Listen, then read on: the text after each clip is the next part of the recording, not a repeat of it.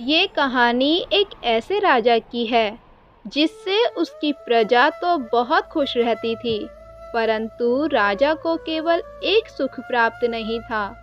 वह यह कि उस राजा के कोई संतान नहीं थी। समय बीतता गया, राजा भी अपना राज्य भली भांति चला रहा था।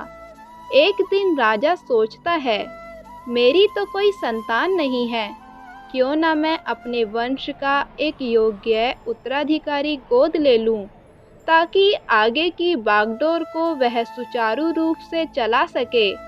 और इन्हीं सब बातों को सोचते हुए राजा ने राज्य में घोषणा करवा दी कि सभी बालक राजमहल में एकत्रित हो जाएं। कुछ ही समय में पूरी प्रजा, पूरे राज्य के बालक राजमहल में एकत्रित हो गए।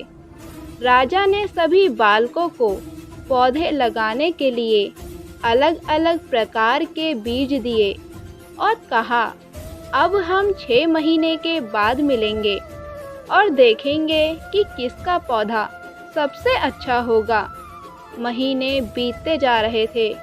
उन्हीं में से एक ऐसा बालक था जिसके गमले में राजा के द्वारा दिया गया बीज अभी तक नहीं फूटा था, लेकिन फिर भी वह बालक उसकी खूब देखभाल करता और उसे रोज पानी देता, उसे खूब सींचता। देखते ही देखते 3 महीने बीत गए। वह बालक बहुत परेशान रहने लगा। तभी उसकी माँ ने कहा, बेटा धैर्य रखो, कुछ बीजों को फलने में कुछ अधिक वक्त लगता है, तुम इसे निरंतर सींचते रहो। उस बालक ने भी वैसा ही किया और अपना धैर्य बनाए रखा। अब 6 महीने पूरे हो चुके थे। राजा के पास जाने का समय आ चुका था, लेकिन वह बालक डरा हुआ था। वह सोच रहा था कि सभी बालकों के गमले में तो पौधे होंगे और मेरा गमला खाली होगा, लेकिन वह साहसी और ईमानदार था। अब सारे बच्चे राजमहल में आ चुके थे। कुछ बच्चे तो बहुत ही अधिक जोश में थे, क्योंकि उनके अंदर राज्य का उत्तराधिकारी बनने की प्रबल लालसा थी। अब राजा ने कहा, सभी बालक अपने अपने गमले दिखाएं। सभी बच्चे अपने अपने गमले दिखाने लगे। लेकिन ये क्या, एक बच्चा डरा सहमा खड़ा था, क्योंकि उसका गमला खाली था। तभी राजा की नज़र उस गमले पर गई। राजा ने पूछा, तुम्हारा गमला तो खाली है। इस पर बालक ने बड़ी विनम्रता से कहा, लेकिन महाराज, मैंने इस गमले की 6 महीने तक पूरी लगन और मेहनत से देखभाल की है। राजा उसकी ईमानदारी से बहुत खुश हुआ। उसका गमला भले ही खाली था, लेकिन फिर भी वह हिम्मत करके यहाँ तक आ तो गया।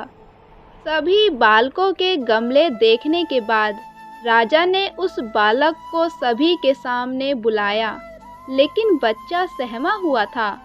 वह सोच रहा था, इसमें तो पौधा भी नहीं है, तो राजा मुझे क्यों बुला रहे हैं।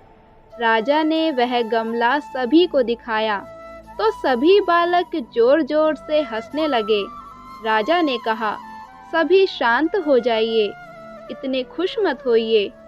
आप सभी के पास जो पौधे हैं वो सब बंजर हैं। आप चाहे कितनी भी मेहनत कर लें, उसमें से कुछ नहीं निकलेगा। लेकिन असली बीज यही था, जिसका बीज नहीं फूटने के बाद भी इस बालक ने पूरी ईमानदारी से इसकी सेवा की, इसको पूरी ईमानदारी से सींचा। राजा ने उस बालक को अपना उत्तराधिकारी बना लिया। हमें ये छोटी सी कहानी सिखाती है, हमारे भीतर ईमानदारी का होना बहुत ज़रूरी है। अगर हम खुद के साथ ईमानदार हैं, तो जीवन के किसी न किसी पड़ाव पर सफल अवश्य होंगे। इसीलिए पूरी मेहनत और ईमानदारी से अपने सच्चे और अच्छे कर्म करते रहें और हमेशा आगे बढ़ते रहें।